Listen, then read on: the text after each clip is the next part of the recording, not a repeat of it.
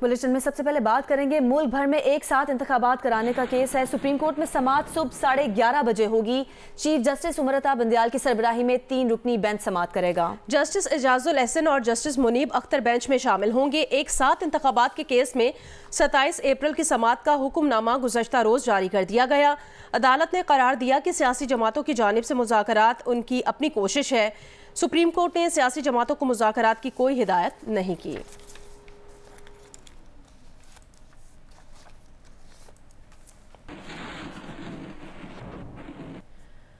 वज़ीर आज़म मियाँ मोहम्मद शहबाज शरीफ ने मुस्लिम लीग नून के कायद मियाँ नवाज शरीफ से लंदन में मुलाकात की। बाद में मीडिया से बात करते हुए वज़ीर आज़म ने कहा, मुल्क में एक दिन इलेक्शन होने चाहिए। इस पर पूरी कौम का इत्तेफाक है। वज़ीर आज़म शहबाज शरीफ ने कहा कि नवाज शरीफ का हौसला बुलंद है, वो जल्द पाकिस्तान तशरीफ लाएंगे।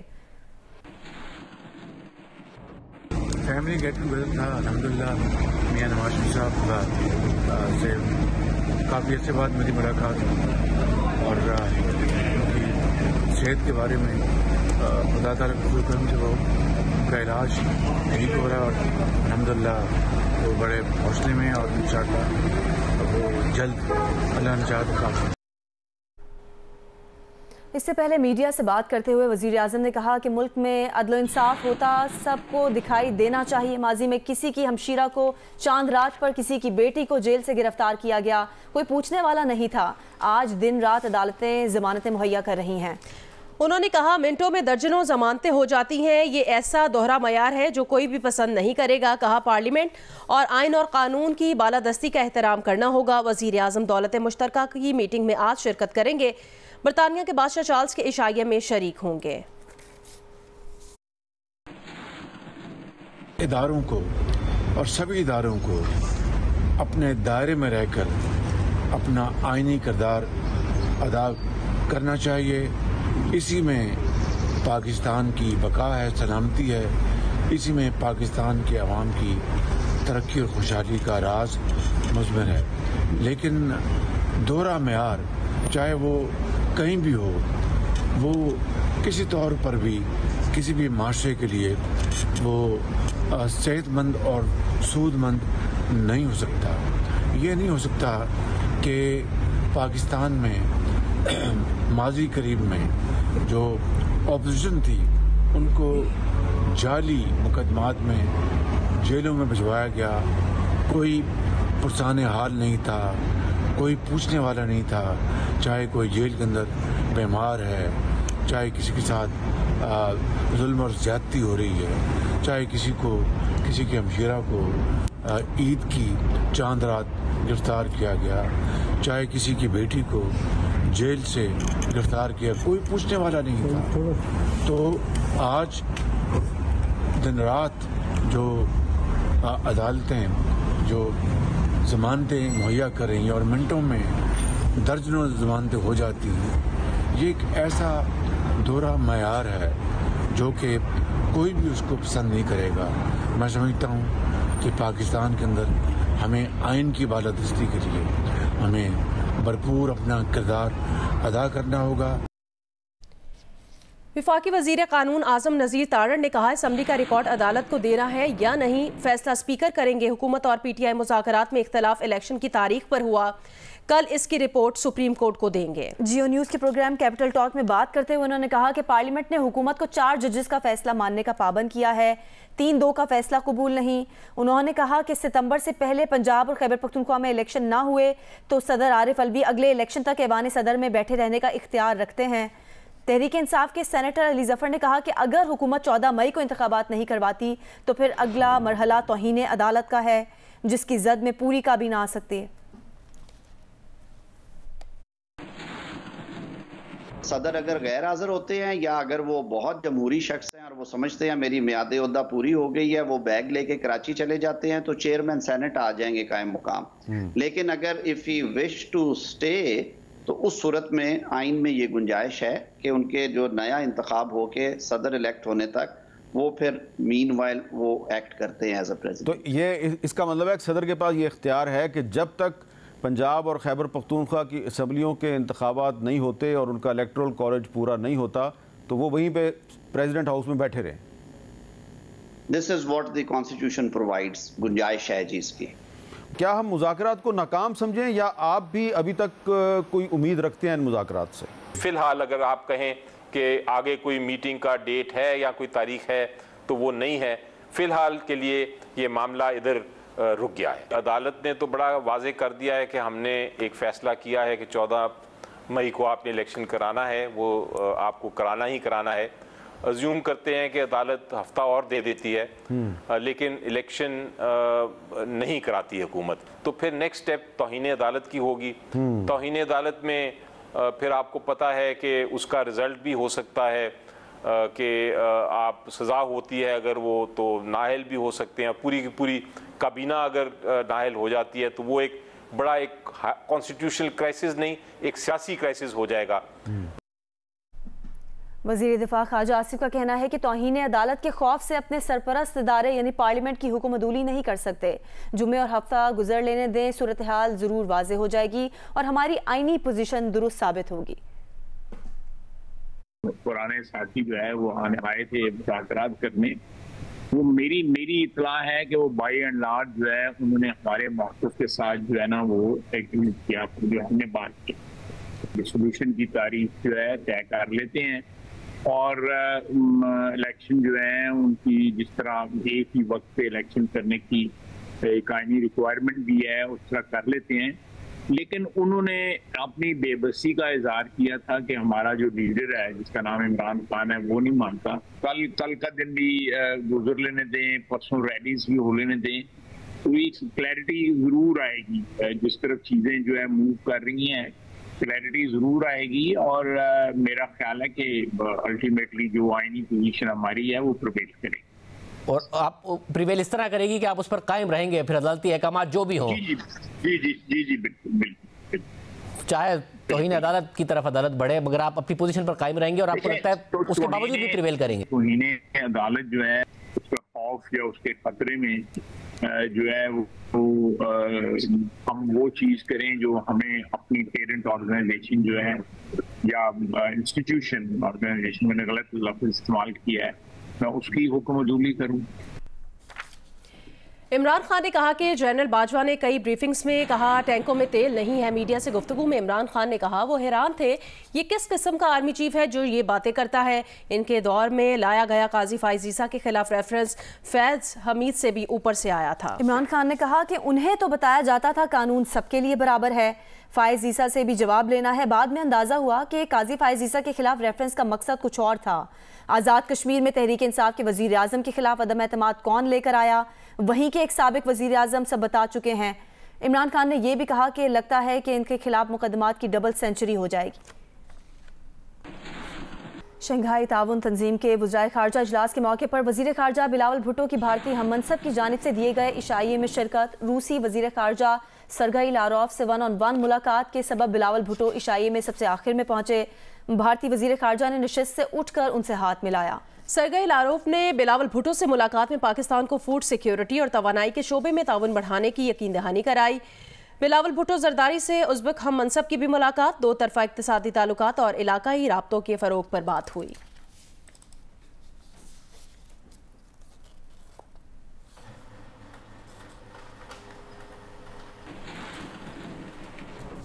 जयशंकर का बिलावल भुट्टो से मुसाफा मामूल का रस्मी अमल था। तर्जुमान दफ्तर खारजा मुमताज़ जहरा बलोच की गोवा में जियो न्यूज़ से खुसूसी गुफ्तगू। कहा एक मेज़बान ने एक मेहमान का खैर मकदम किया जैसे बाकी वज़राए खारजा का किया गया। भारतीय मेज़बानों ने हमें अभी कोई शिकायत का मौका नहीं दिया, अभी तक सब कुछ ठीक है। उन्होंने बताया कि कहना कबल अज़ वक्त है कि वज़ीर आज़म शहबाज शरीफ जुलाई में भारत में SCO समिट में शरीक होंगे या नहीं। जी इस वक्त हम मौजूद हैं भारत के शहर गोवा में, जहां पाकिस्तान के वज़ीर खारजा बिलावल भुट्टो जरदारी, सेक्रेटरी खारजा डॉक्टर असद मजीद और पाकिस्तान की वज़ारत खारजा के तर्जुमान मुमताज़ जहरा बलोच भारत का दौरा कर रही हैं। ये बताइए कि जब बिलावल भुट्टो जरदारी साहब और जयशंकर साहब ने मुसाफा किया तो पुरानी तलखियाँ कहीं नज़र तो नहीं आई, कहीं किसी चीज़ में पुरानी तलखियाँ तो नहीं झलकी? देखिए आप मेरे ख्याल में इसको बहुत ज़्यादा कोई अहमियत दे रहे हैं। ये एक नॉर्मल कर्टिसी होती है। एक मेज़बान ने वेलकम किया एक मेहमान को और इसमें कोई ऐसी कोई ख़ास नई डेवलपमेंट नहीं है, तो वो मुलाकात हुई और उन्होंने वेलकम किया जिस तरह उन्होंने बाकी सारे फॉरेन मिनिस्टर्स को वेलकम किया। अच्छा, ये बताइए कि इस मुलाकात को बहुत सारे लोगों की नज़रें पड़ी हुई हैं। जुलाई के महीने में यहाँ पर ही वज़ीर-ए-आज़म शहबाज शरीफ साहब भी मदद किए जाएंगे, क्योंकि SCO के तहत नरेंद्र मोदी उन्हें मदद करेंगे। तो क्या मुतवक्को है नरेंद्र मोदी साहब का जो इन्विटेशन वो तो आएगा, तो क्या हम फोर्सी कर सकते हैं कि क्या शहबाज शरीफ साहब भी आएंगे भारत में? देखिए, बहुत कुछ भी कहना इस पर कबल वक्त है और आप जानते हैं कि हम इस तरह के डिसीजन इससे पहले नहीं लेते। बिल्कुल जिस तरह से फॉरेन मिनिस्टर का विजिट का भी डिसीजन बहुत देर से डिसीजन लिया गया, तो इसी तरह से अभी से हम प्राइम मिनिस्टर के विजिट का कोई डिसीजन नहीं ले सकते। पाकिस्तान का कोई स्पेशल एजेंडा है जो सरबराह मुलाकात होगी जुलाई में भारत के सरजमीन पर?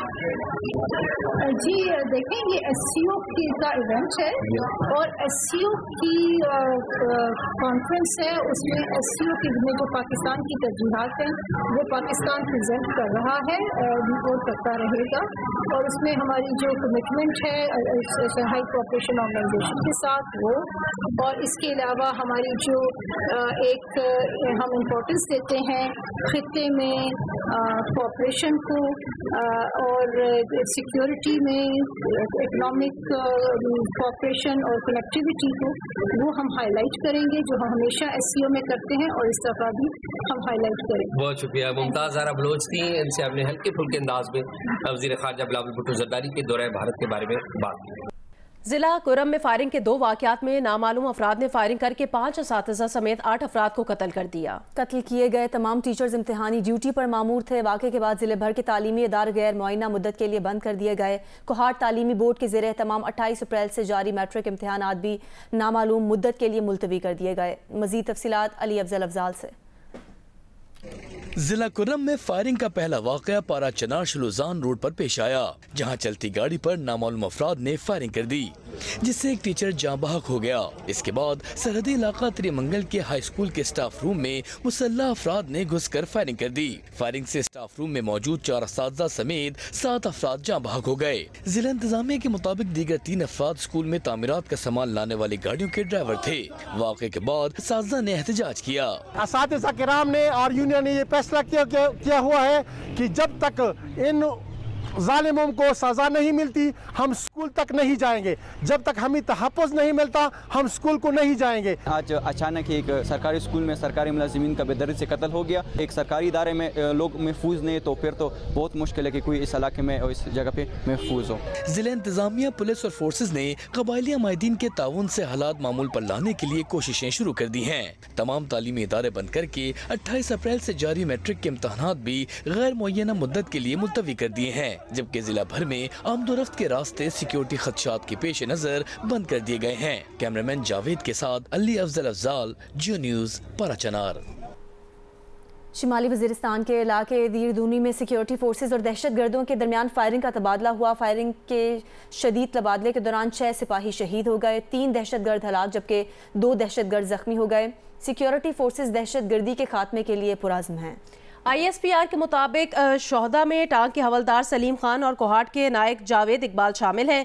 सिपाही नज़ीर, सिपाही हजरत बिलाल, सिपाही सैयद रजब हुसैन और सिपाही बिस्मिल्लाह जान भी फायरिंग के तबादले में शहीद हुए। दहशत गर्दों के खात्मे के लिए इलाके की क्लियरेंस जारी है। ISPR का ये कहना है सिक्योरिटी फोर्सेस दहशत गर्दी की लानत खत्म करने के लिए पुरज़्म है। बहादुर सिपाहियों की ऐसी कुर्बानियाँ हमारे अज़्म को मज़ीद मजबूत करती हैं।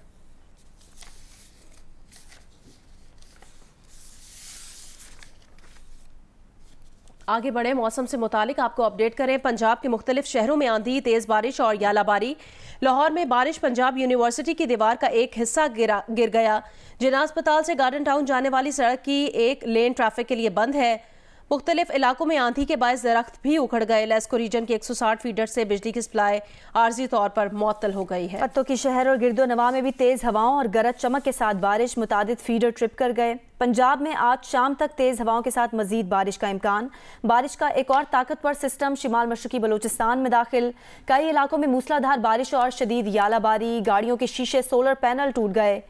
बादाम, खुबानी के सैकड़ों दरख्त उखड़ गए। गंदम की तैयार फसलें तबाह हो गईं।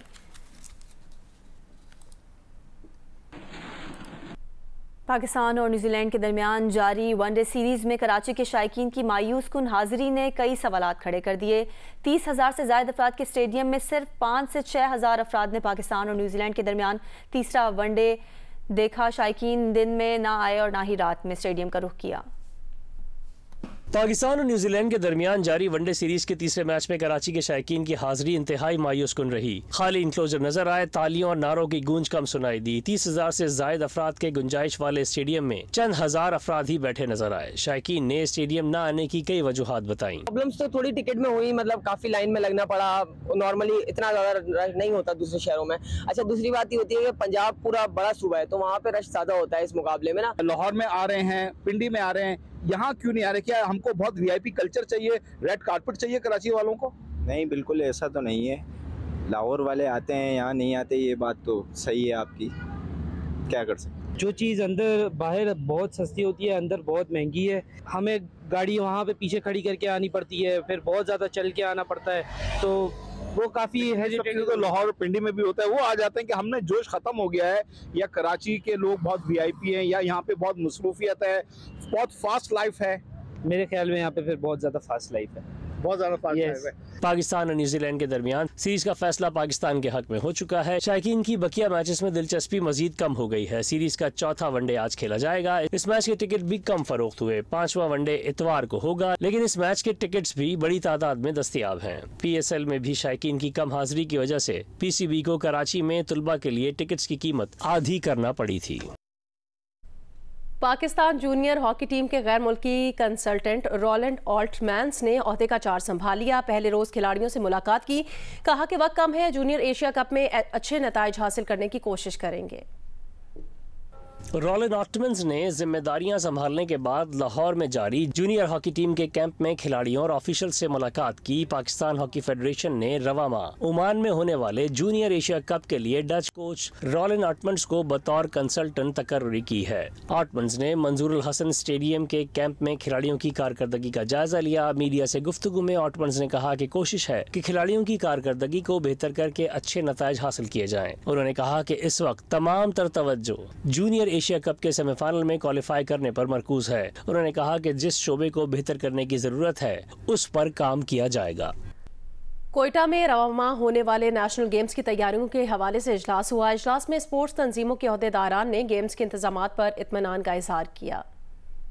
कोयटा में मुनक्कदा इजलास में सेक्रेटरी खेल इसाक जमाली, DG खेल दारा Baloch, secretary general Pakistan Olympic Association Khalid Mahmood और मुख्तलिफ खेलों की तंजीमों के अहदेदार शरीक हुए। इजलास में खेलों की एसोसिएशन और फेडरेशन के बाज़ अहदेदारों की जानिब से वेन्यूज से मुताल्लिक खामियों और दीगर मसाइल की निशानदही की गई, जिन्हें दूर करने की यकीन दहानी करवाई गई। इस मौके पर खेलों की तंजीमों की जानिब से कोयटा में नेशनल गेम्स के इनेकाद को सराहते हुए इंतजामात पर इत्मीनान का इजहार भी किया गया। कोयटा में 34वें नेशनल गेम्स 22 से 23 मई तक जारी रहेंगे।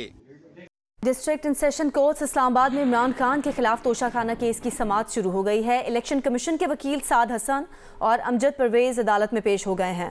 इमरान खान के वकील ख्वाजा हारिस और खालिद यूसुफ भी अदालत में मौजूद हैं। तोशाखाना केस की समाअत एडिशनल सेशन जज हुमायूं दिलावर कर रहे हैं।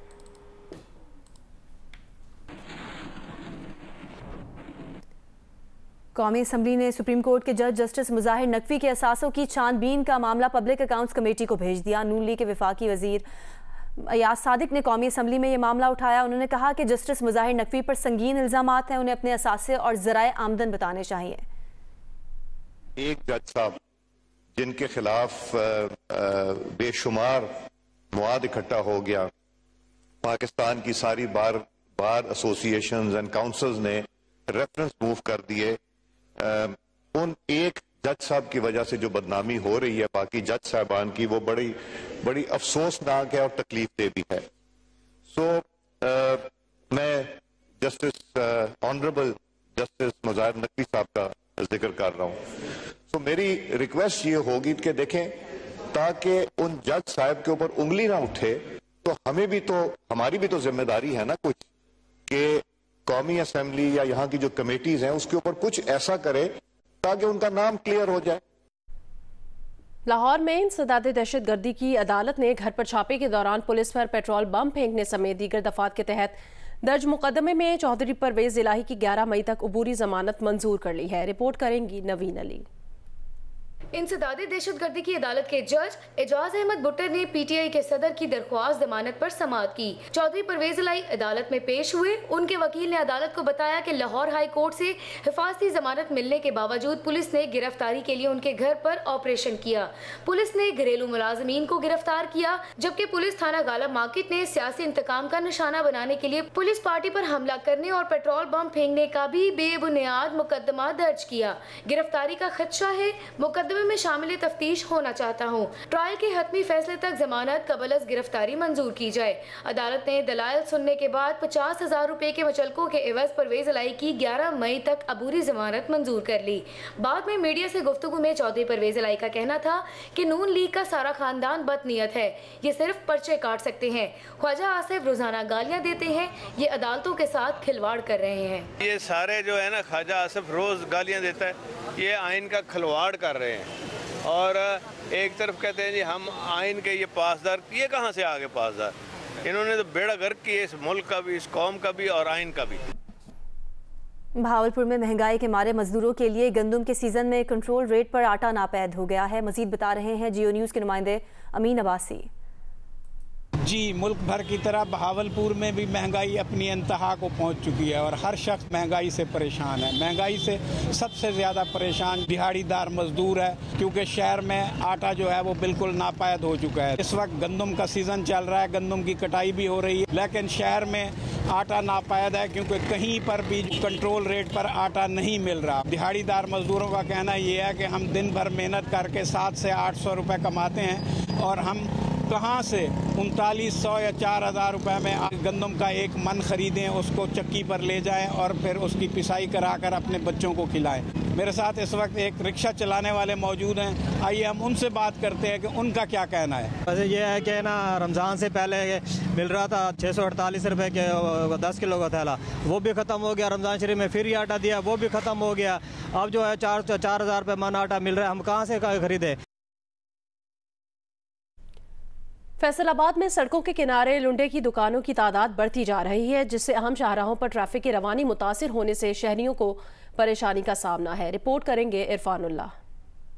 फैसलाबाद की अहम शाहराहों के किनारे जहां कहीं कहीं आरजी दुकानें नजर आती थीं, अब वहां दुकानदारों ने बाकायदा कब्जा जमा कर लंडा बाजार कायम कर दिए हैं, जिससे सवार और पैदल चलने वाले दोनों ही मुतासिर हैं। बहुत से मसाइल का सामना है शहरियों को, आने जाने में दिक्कत होती है, सड़कें ब्लॉक होती हैं। ये तो गवर्नमेंट की मेरा ख्याल ठेकेदारों का लेन देन है को जो ले दे के इनको दुकानों को बैठा देते हैं, एक दिन उठाते हैं दूसरे दिन बैठा देते हैं। सीईओ म्यूनिसिपल कॉरपोरेशन कहते हैं कि इब्तदाई तौर पर राजबा रोड के किनारे कायम लंडा बाजार के दुकानदारों के लिए कॉटेज बाजार बनाकर उन्हें वहां मुंतकिल करने की मनसूबाबंदी की जा रही है। कि राजबा रोड पर फूड गोडाउन के साथ एक प्लाट पड़ा है 3 कनाल 5 मरले का, वहाँ के ऊपर जो है ना ये कुछ 208 लोग हैं, उनके लिए जो है ना बड़े अच्छे शेड बनाए जाएंगे और एक सिस्टम के तहत खूबसूरत अंदाज में, जहाँ कोई आलूदगी भी ना हो, अच्छा माहौल हो, जो लंडे बाज़ार में आएँ।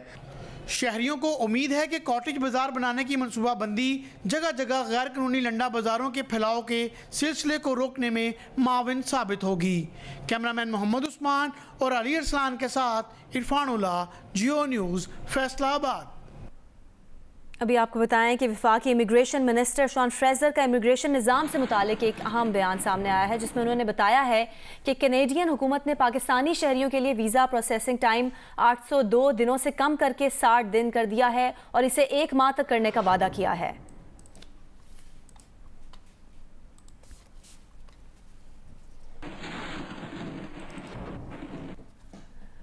क़याम पाकिस्तान के वक्त कराची में सैकड़ों अफराद यहूदी मजहब के मानने वाले थे। आहिस्ता आहिस्ता तमाम खानदान बैरून ममालिक मुंतकिल हो गए। ऐसे ही एक शख्स एमनुएल मतात ने दुबई का दौरा किया तो जियो न्यूज़ के नुमाइंदे सिफ्त आरिफ ने उनसे गुफ्तगू की है। हर फ्राइडे को क्रिकेट, फिर क्लिफ्टन में घोड़ा सवारी, गुब्बारों का शूटिंग करते हैं, हलवा पूड़ी खाना, छोले खाना। कराची में बिताए गए बचपन की यादें एमनुएल मतात की, जो पाकिस्तान से मुंतकिल होने वाले आखिरी फर्द हैं जिनका ताल्लुक यहूदी मजहब से है।